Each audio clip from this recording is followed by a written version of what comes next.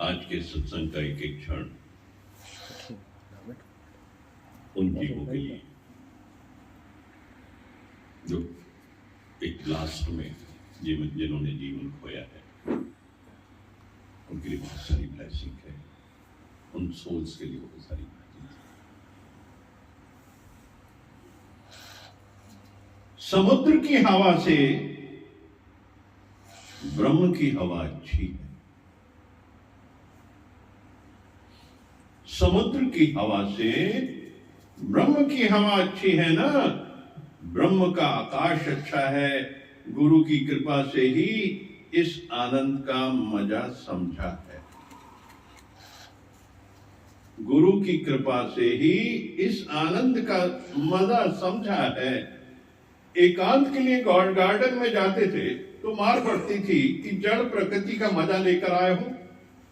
जड़ से मजा लेकर आए हो, तेरे को ब्रह्म से थोड़ी प्यार है। जड़ पेड़ पौधे नहीं। एक बार हम हरिद्वार गए, इतना अच्छा लगा। हरि विश्राम से निकल के किचन में और किचन से निकल के गुरु के घर आते थे। जो एक दिन ऐसे ही बाहर निकल गए, बहुत आनंद आया, जैसे हृदय आनंद से भर गया। आकर भगवान को बताया, बहुत आनंद आया। तो बोला कि आखिर तो बाहर से आनंद लेकर आए हो। अभी भी जीव भाव खत्म नहीं। बाहर से आनंद लेके आए हो, अंदर तो आनंद नहीं था ना तुम में। किसी भी मनुष्य में दोष नहीं देखो, उसकी निंदा नहीं करो। किसी में भी बुराई नहीं देखो, किसी का भी स्वार्थ, किसी का भी माइजरपना, किसी का इरिटेशन। अगर किसी का दोष दिखाई दिया तो तुम्हारे हृदय का प्यार कमजोर हो जाएगा। माना प्यार से भरा हृदय एकदम कमजोर हो जाएगा। अगर दूसरों के इज्जत मान में अपनी खुशी समझेंगे, दूसरों की जीत में दूसरों को आगे बढ़ते नाम कमाते देख हम खुश होंगे, तो हमारे अंदर बहुत प्यार की फीलिंग आएगी। हमारी भक्ति ही हमारा मेन मास्टर है। हमारी भक्ति ही हमारा मेन मास्टर है। पवित्र भाव से कुछ भी करेंगे तो जीत पहनेंगे। पवित्र भाव से कुछ भी करेंगे तो जीत पहनेंगे। प्यार की धारा से सब कुछ ठीक नजर आता है। प्यार की आवाजें हम जिंदगी को मीठा बनाती हैं। अगर तुम्हारा मन अपनी इच्छाओं के ऊपर, अपने अहंकार के ऊपर की सोच रहा है, तो कितना हम अपने आदर्श पर विचार करें। अपनी रक्षा करो कि तुम्हारा मन अहंकार की बात में नहीं जावे। जिंदगी कभी भी स्मूथ नहीं जाएगी जब तक हम अपने को हायर प्रोटेक्शन में नहीं रखेंगे, अपने को निराकार की गोद में प्रोटेक्शन में नहीं रखेंगे, तो जिंदगी हमारी स्मूथ नहीं रहेगी। हमारी जिंदगी का लक्ष्य है कि हमारा निस्वार्थ प्यार होवे, अहंकार रहित होकर रहे, तो प्रोटेक्शन भी हो जाएगा ना। अपनी इच्छाएं पूरी नहीं करें तो प्रोटेक्शन हो जाएगा ना। प्रोटेक्शन खाली मंत्रों से थोड़ी बनेगा, या खाली मेडिटेशन बैठने से थोड़ी प्रोटेक्शन होगा। उठकर भी तो किसी की बात दिखे नहीं, बाहर मुख होवे नहीं, किसी लीला में जाए नहीं, दूसरा देखकर प्रोटेक्शन टूट जाता है ना। कोई तीखा बोलता था तो तुरंत अपने में ध्यान चला जाता था, मैंने क्या सोचा, मैंने क्या संकल्प किया। भगवान कितना इस बात पे हम सबको ध्यान आकर्षित कर रहे हैं कि मुझे अपनी तरफ ध्यान करना है। जीव भाव और परमात्मीय भाव, ईश्वरीय भाव, भगवत भाव, दोनों को उन्होंने कितने अच्छे से दर्शाया है कि किस तरीके से जीव भाव और एक आनंद की स्थिति जो तेरे अंदर है, उस आनंद को खोजने हम बाहर कहां चले जाते हैं। क्योंकि आध्यात्म is a journey with in your self. तुम्हारे अंदर ही वो सारी चीजें, ये यहीं की यात्रा है, बाहर कुछ भी नहीं। गुरु ने यही तो सिखाया है। और अगर हम बाहर जाते तो गुरु से हमने सीख नहीं ली, गुरु के ज्ञान को नहीं समझा, आध्यात्म को नहीं समझा, और हम अपने पग से गिरते जाते। कैसे कैसे बताया कि दूसरे की खुशी में अपनी खुशी देखो, दूसरे को बढ़ता हुआ देख के अपने अंदर ये लाओ कि देखो कितनी खुशी है, कितना अच्छा बढ़ रहा आदमी। कभी भी मन को मैला ना करें, क्योंकि जैसे ही मैला किया, जैसे ही टॉक्सिक किया, उसका असर अंदर होगा, सारी व्यवस्थाएं अंदर बिगड़ जाएंगी। उसमें किसका नुकसान है? स्वयं का। जब हम दूसरा देखते हैं, दूसरे की उन्नति देखते हैं, दूसरे की करते हैं, जब सोहम करेगा जो तू है सो मैं है, उसमें खुशी लेके आते हैं, उसमें आनंद लेके आते हैं, मन में उसके प्रति ब्लेसिंग्स होती है, मन में उसके प्रति आशीर्वाद होता है, तो फिर अंदर भी आशीर्वाद है, अंदर भी आनंद है, अंदर भी खुशी है। इतना पक्का करना है हर जीव को अपने आप, क्योंकि जब एक बार गुरु के दर पे आ गए, उनके आदर्शों का पालन करना, उनके वचनों का पालन करना, कभी भी गिरना नहीं है। क्योंकि संसार है, संसार में बहुत सी लीलाएं हो रही हैं, हर वक्त लीला हो रही, कुछ ना कुछ लीला, और वो लीला हमेशा मिथ्या है। ये जब हम उसको सत्य कर देते हैं, उसमें इमोशन में चले जाते हैं, उसमें खो जाते हैं, तो हमारे ऊपर जो प्रोटेक्टिव लेयर है परमात्मा की शक्तियों की, परमात्मी शक्तियों की, ज्ञान की जो है, वो डैमेज हो जाती है अगर हम उन लीलाओं में जाते हैं। और लीलाओं को लीला ही समझे, क्योंकि जो कुछ भी हो रहा है, जो कुछ दृष्टिगोचर हो रहा है, सब मिथ्या है, सब लीला है, सब नाशवान है, क्योंकि वो परमानेंट नहीं है। परमानेंट क्या है? वो परम सत्ता जो अंदर विराजमान है, वो परमानेंट है। इसी समय अपने मन को मोड़ो।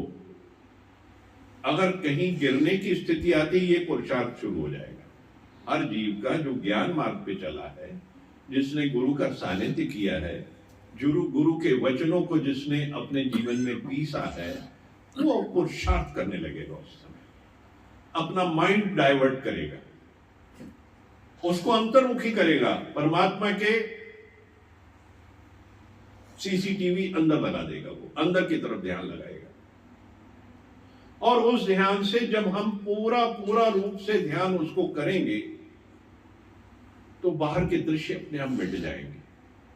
ये दृश्य है सारे, और फिर वो साक्षी भाव खड़ा हो जाएगा कि मैं तो सिर्फ, ना मैं करने वाला, ना मैं सुनने वाला, तो मैं तो सिर्फ दृष्टा हूं, बस साक्षी भाव। ये हो गया साक्षी भाव, जब हम इनको मोड़ के अंदर कर देते हैं मन को।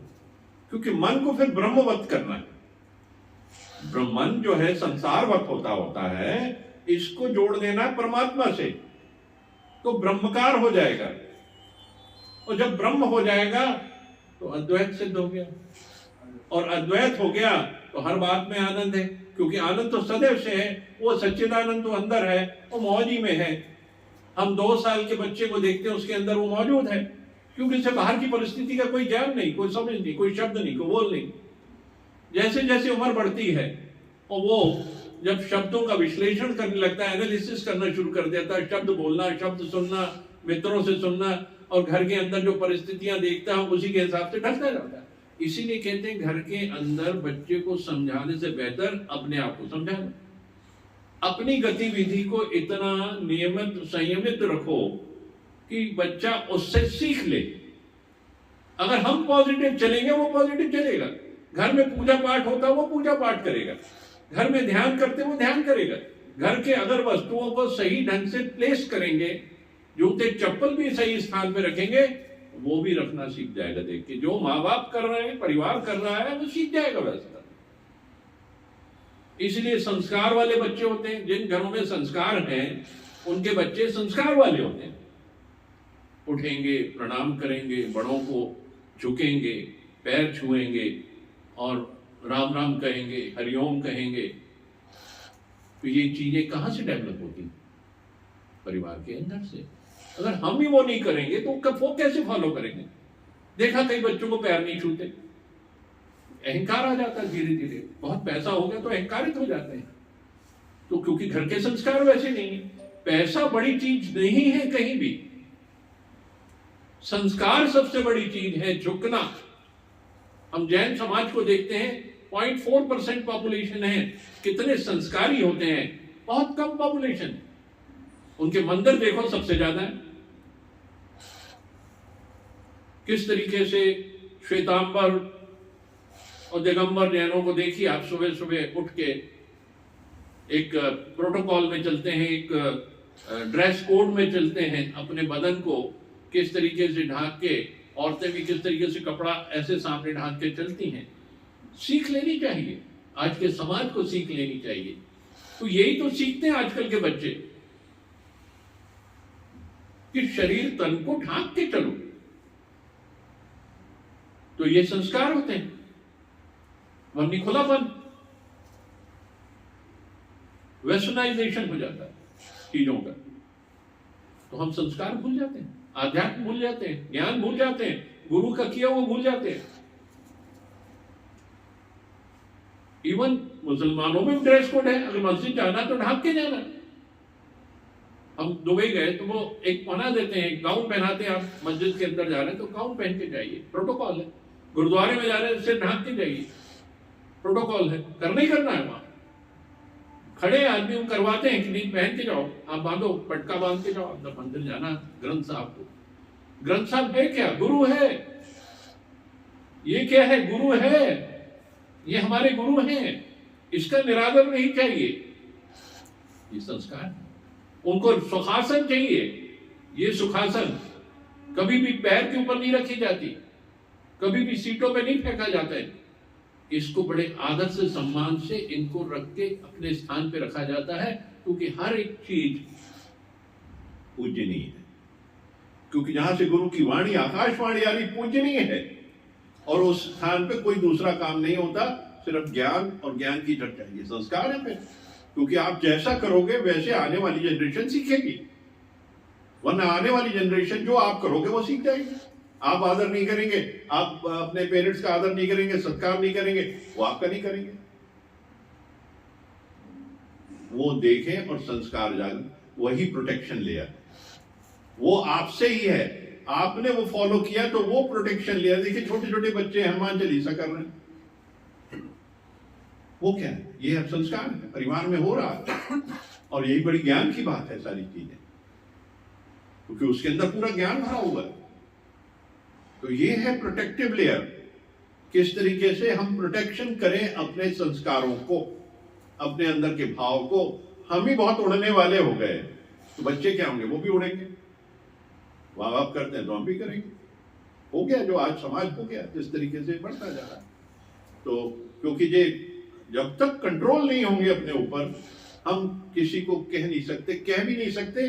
वो देख के ही सीख जाएगा, कहने की बात नहीं। इसका भाव क्या है, उसका क्या भाव है। भगवान ने वाणी में कहा है ना कि हमको समझना है कि सामने वाले का भाव क्या है, उस हिसाब से उससे बात करनी है, झुक के, प्रेम से। किसको किस चीज की जरूरत है, हमको उस तरीके से उसके साथ पेश आना है। किसी को प्यार चाहिए, किसी को दुलार चाहिए, बस सेवादार को 50 रुपए चाहिए, ये सारी चीज मालूम होनी चाहिए आपको। आप उसके भाव समझ लो, उसकी खुशी वो 50 रुपए, उसके अंदर पूरे दिन का आनंद देखो आप। तो ये छोटी छोटी चीजों को समझना है, संस्कार यही कहलाते हैं। कोई छोटा सेवादार देखो, कुछ ना कुछ दे दो उसको, आशीर्वाद दे दो, कुछ दे दो, धन दे दो। अब धन लेके कहाँ जाएंगे? अब तो गए, दुनिया से जाना है तो कहाँ ले जाओगे?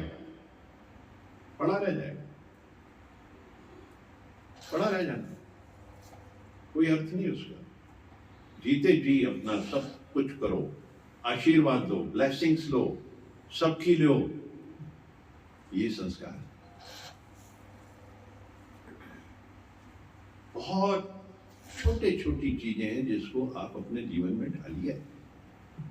हम जब ये ढालेंगे तो जीवन में आनंद आएगा। देने में जो आनंद है ना, लेने में आनंद नहीं है। क्योंकि कल जैसे संत ने एक सवाल बात की थी, जो दिया जाता है वो दान और ली जाती भीख।